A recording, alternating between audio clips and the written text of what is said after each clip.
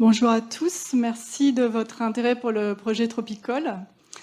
Donc Tropicol, c'est un projet qui se situe près de São Paulo, dans le Brésil, dans le cratère de Colonia. Donc c'est d'où vient le nom Tropicol, Colonia. Ici, c'est une photo du cratère. Donc c'est un cratère qui fait 3,5 km de diamètre et 300 mètres de profondeur. Alors, on ne voit pas la profondeur ici parce qu'en fait, il est rempli de sédiments, ce cratère. On ne sait d'ailleurs pas encore si c'est un vrai cratère. Ce serait un impact de météorite. Pour pouvoir le savoir, il faut qu'on arrive à forer jusqu'au fond de cette cuvette, donc à 300 mètres de profondeur. Donc c'est une cuvette qui s'est remplie d'eau, dans laquelle s'est formé un lac pendant très longtemps. Et puis ce lac s'est progressivement comblé de sédiments. Et nous, aujourd'hui, nous travaillons donc sur ces sédiments. Donc depuis une quinzaine d'années, on prélève régulièrement ce qu'on appelle des carottages dans ces sédiments pour étudier l'histoire de l'environnement, de la forêt tropicale et des climats sur cette région du Brésil, sur cette forêt donc, qui est la forêt atlantique brésilienne. Donc ces carottes, nous, depuis, je disais donc une quinzaine d'années, on travaille, on a fait plusieurs prélèvements. Les premiers prélèvements étaient de 7 mètres de profondeur. Ils nous ont déjà donné plein de résultats super excitants, super intéressants. Et puis on s'est dit, on va aller un petit peu plus profond. Avec les moyens qu'on avait, on a réussi à faire 14 mètres en 2014 et c'était encore beaucoup plus intéressant. Et on s'est dit, allez, on va essayer 50 mètres.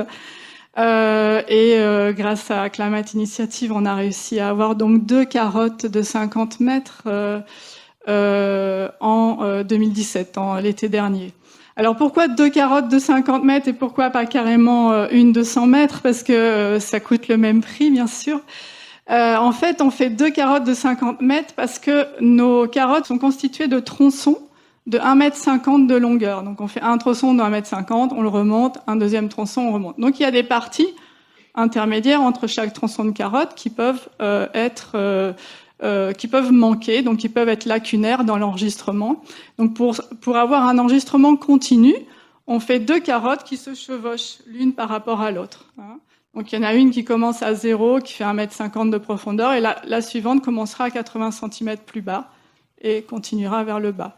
De cette façon-là, on assure ce qu'on appelle un recouvrement maximum du sédiment, c'est-à-dire on peut étudier le dépôt de façon continue en évitant d'avoir ces espèces de hiatus entre les sections de carottes.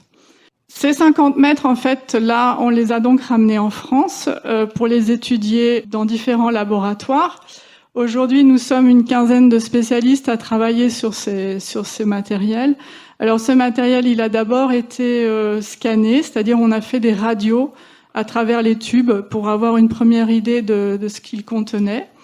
Et puis ensuite, on le découpe, on fait des tranches d'1 centimètre d'épaisseur tout le long de cette carotte pour distribuer les échantillons aux différents spécialistes qui vont travailler sur le matériel. Aujourd'hui, on est une quinzaine de spécialistes à travailler sur ces petites tranches de 1 cm d'épaisseur.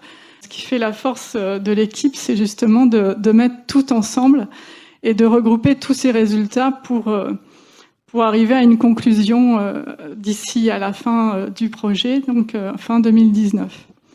Alors pourquoi donc on a des archives de la forêt sur 50 mètres de profondeur. On avait estimé cet âge à peu près à 800 000 ans quand on a déposé le projet en 2016.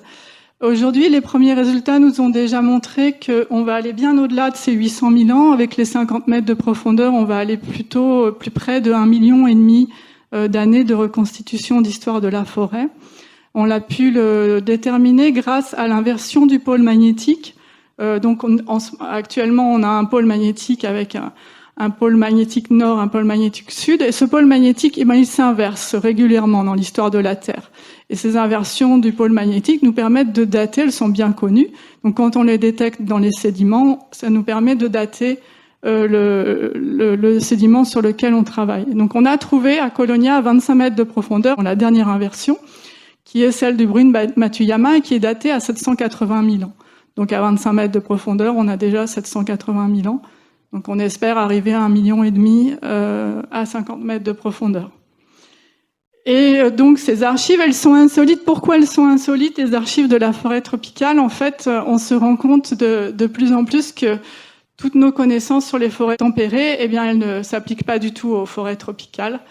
Les forêts tropicales ont des réponses complètement différentes, par exemple à la succession des cycles glaciaires interglaciaires. On les associe plutôt à des développements de la forêt, donc des expansions de forêt. Et puis les cycles glaciaires, qui sont des périodes plus froides d'extension des calottes de glace, sont plutôt associés à des expansions de végétation plus stépique, plus herbacée. Dans les tropiques, on se rend compte que c'est pas du tout la même chose. En fait, la forêt tropicale, elle est pratiquement là tout le temps. Elle va répondre à des variations du cycle hydrologique et à des variations de la température par des associations d'espèces d'arbres différentes, mais ce seront toujours des espèces d'arbres. Donc ça explique un petit peu aussi sa biodiversité, sa grande richesse d'espèces. C'est-à-dire que dès qu'il y a un petit changement de température ou de longueur de saison sèche ou de quantité de précipitations annuelles, eh bien, elle va changer sa composition floristique pour se maintenir. Mais il y aura toujours une forêt. Donc, la succession des cycles glaciaires interglaciaires n'est pas aussi contrastée que celle des régions tempérées, par exemple. Et puis ensuite, on se rend compte aussi que une chose qu'on n'avait pas trop imaginée, c'est bon, quand on diminue les températures sur les calottes de glace, c'est bien, on peut descendre jusqu'à moins 40 degrés avec les modèles climatiques, et puis on va maintenir la glace. On va la maintenir, mais on ne va pas l'étendre, la glace. Pour qu'elle s'étende, la glace, il faut une source d'humidité. Et cette source d'humidité, elle vient des forêts tropicales. Donc il y a des mouvements de masse d'air entre les tropiques et les pôles, donc l'Antarctique, puisque là, Colonia, on se trouve dans l'hémisphère sud. Donc des mouvements de masse d'air qui transportent ces masses d'air humides des tropiques vers l'Antarctique et qui permettent à l'Antarctique de s'étendre, de croître, d'augmenter sa quantité de glace, son volume de glace. Donc aujourd'hui, on sait bien que les pôles fondent, les glaces fondent. On sait aussi que les forêts tropicales sont pas mal déforestées, en plus du changement climatique. Et donc, on se demande, mais comment est-ce qu'on va pouvoir alimenter ce système de calottes de glace si on supprime la source d'humidité qui est produite en temps normal par les tropiques, par exemple. Donc voilà, il y a plein de questions qui surgissent avec ce projet, de questions nouvelles, parce qu'on connaît très très mal, en fait, il y a très peu de sites tels que celui de Colonia sur la planète. Il y en a un en Australie qui remonte à 250 000 ans, dans le nord-est de l'Australie, qui est aussi un cratère, le Lynch cratère, qui est très connu des spécialistes. Le deuxième site qui remonte jusqu'à environ aussi 250 000 ans, ce sont des sites qui sont en Afrique du Sud, et aussi des cratères donc, qui ont accumulé des sédiments sur des grandes épaisseurs et des échelles de temps assez longues. Et puis, bien Colonia, maintenant, qui va nous expliquer un petit peu plus loin dans le temps, comment ces forêts ont répondu à la variabilité du climat, à la succession des cycles glaciaires interglaciaires, au changement de l'insolation de la Terre, au cycle de l'insolation, etc. Donc, toutes ces questions sont absolument nouvelles. Et c'est un plaisir de travailler sur ce projet. Donc, je vous disais, tous les jours, on a des bonnes, des mauvaises surprises, mais on avance. Et on espère avoir un résultat pour vous montrer d'ici à la fin de l'année 2019.